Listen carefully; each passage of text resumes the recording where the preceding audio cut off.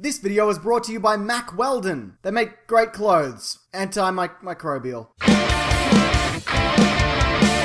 Luke Cage's Netflix solo series marks the first time we've seen the character in his own live-action anything. So as always is the case with most comic book properties, we'll be getting spoiler heavy and getting stuck into the Easter eggs and references that relate to the man himself, other Marvel comic book characters, some more notable than others, links to the movies, hints to previous and future Netflix series, the significance of the music, and more. So stick around, especially if you want to win a loot crate and find out who won the one from last week. Let's start off with the character of Luke Cage himself. Now it's revealed throughout the course of the series that his real name is Carl Lucas, an ex-con framed for a crime that he didn't commit, which more or less lines up with his comic book origins. Now in the comics, his superpowers stem from another attempt to replicate the Captain America Super Soldier program. That's not really implied in this series, as it's said that they're working on enhancing a person's healing capacity, and a series of very specific accidents leads to the creation of Cage's powers. His classic tiara and wristbands are also briefly shown, and we even get a fairly accurate recreation of his original costume, complete with open yellow shirt and chain. And yeah, it doesn't really translate super well, and by that I mean he looks ridiculous. In the comics, his clothes are always being made a mess of, which is the nature of his work, and that's something that's constantly happening here. I'm about sick of always having to buy new clothes. Pop also gives him the superhero name Power Man, which is something that he also goes by. Not a problem for you, Power Man. And he's given the offer by a few people to work for them. Hired, if you will. We want to hire you. I'm not for hire.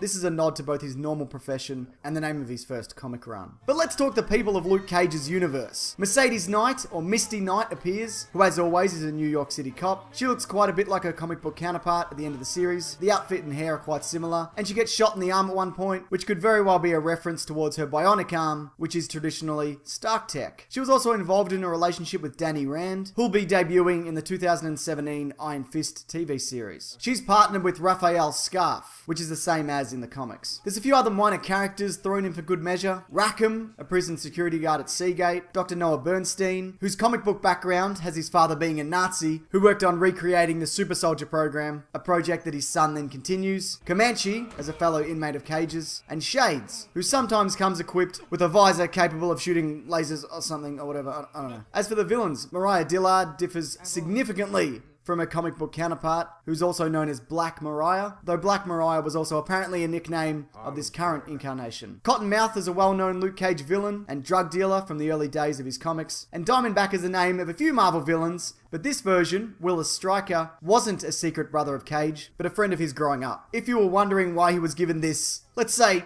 interesting costume, it's because that's pretty much what he looks like. He framed Cage in the original Hero for Hire run, again out of jealousy, but it was actually over love interest Reva Connors. And speaking of, let's talk about some of the other characters that have shown up, or will show up, in the Netflix series. Reva was killed by Jessica Jones prior to the events of Luke Cage, under the influence of Kilgrave. We actually get a couple of Jessica Jones mentions, including the time she shot Luke Cage in the head. Took a shotgun at point blank range, pointed it under your chin, and pulled the trigger. Still get the occasional headache. And how she snapped Kilgrave's neck. That woman over in Hell's Kitchen snapped a man's neck because he was mind controlling her. Claire Temple again returns as the night nurse, and she's actually even referred to as that at one point. Escort the night nurse here downstairs. In the final episode, she takes a number from a flyer for martial arts lessons that has the name Colleen Wing on it, who'll be showing up in Iron Fist. The triads we saw in Daredevil are loosely referenced, as is Wilson Fisk and his current fate of being incarcerated. Ben Donovan returns, who served as Fisk's lawyer. Blake Tower also reappears in his newly appointed role as the district attorney. And we hear Trish Walker over the radio when Luke Cage is running. She's still hosting a talkback radio show like we saw in Jessica Jones. If you're just joining us, this is Trish Talk, and we are discussing the recent events that have the residents of Harlem confused and some even frightened. And of course, we can't forget Turk Barrett, who shows up again as a low-level criminal, who you might remember as the guy who gets punched in the face by Daredevil quite a lot. Of course, no Marvel property is complete without multiple references to other Marvel properties, and this is no exception. We again get people referring back to the Chitauri invasion, or as it's now known as the incident. I mean, that sounds less ridiculous than that time a hole opened up in the sky and all these aliens came through and everyone was like,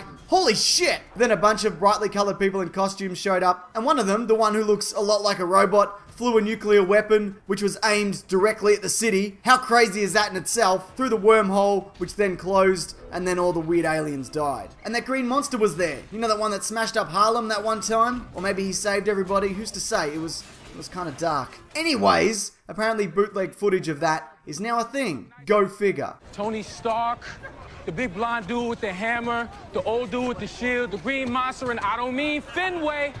You can't get better raw footage of the incident anywhere else than right here. We also see Luke Cage using a door as a shield. That could be a reference to how Jessica Jones did the same thing. And that could be a reference to how Captain America did that same thing. And of course we get multiple references to specific Avengers, like how Luke Cage is referred to as Harlem's Captain America, and this about Thor. Now, unless this sidearm that I'm wearing suddenly turns into some kind of magic hammer, this whole job is irrelevant. Also, the weapons used to take out Luke Cage are hammer tech. Stój, dobrze. Tam. This ain't shit. Wait for it. Wait for it.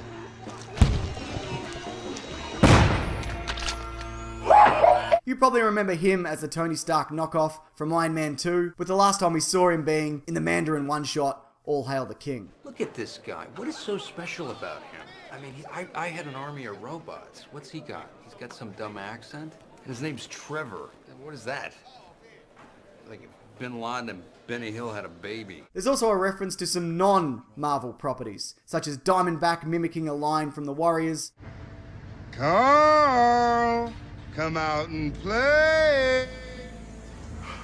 And also Quentin Tarantino's Django Unchained. I lit that shit up like a 4th of July. Was on some Django Candyland shit for real. Lights, camera, action, baby. Somebody call Quentin.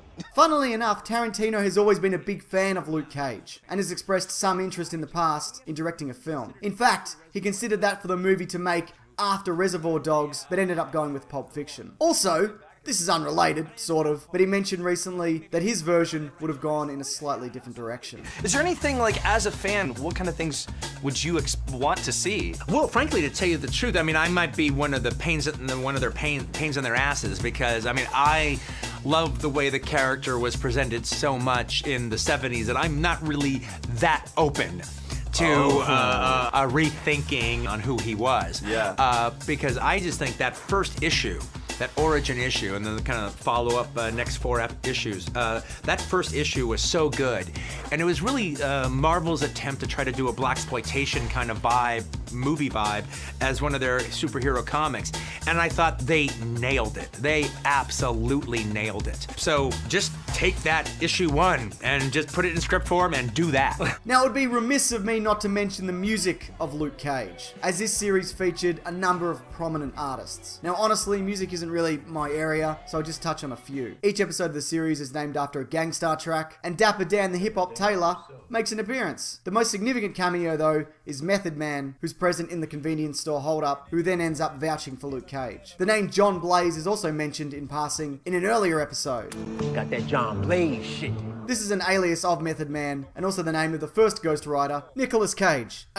Johnny Blaze. And of course, no Marvel property is complete without the appearance of Stan Lee. Here he is. Good to see you, Stan. Never die. You know, although you will. We all will. But your memory will live on. Well, you know, until the Earth is enveloped by the sun in a few billion years, then all references to everything ever will be erased from existence. And on that note, like I said, this video is brought to you by Mack Weldon, a clothing company that I genuinely love. And I mean that. I only endorse things that I actually like or see value in. And they make sweet hoodies, t-shirts, socks, underwear, polos, bunch of other stuff. And they're this thing called antimicrobial, which basically means they don't smell weird after you've worn them all day. And I can attest to that. So if you're like Luke Cage and in need of some new clothes, See, I'm tying it all in. I know what I'm doing. Maybe visit MackWeldon.com and use the offer code Mr. Sunday Movies, all one word, for 20% off your purchase. Then maybe you'll be as handsome as this guy. But you know, probably not. What a prick. T-shirts are still great though. I mean it. Also, here's the winner of last week's Loot Crate. If you're that person, just private message me these details on my channel and I'll sort that out. And if you want to win next week's one, you can just leave any comment below, which could include some of the Easter eggs that I've missed. I'm sure there's a bunch. Go nuts. Knock yourself out. That'd be great. Spectacular. Sweet Christmas. Sweet Christmas. Sweet Christmas.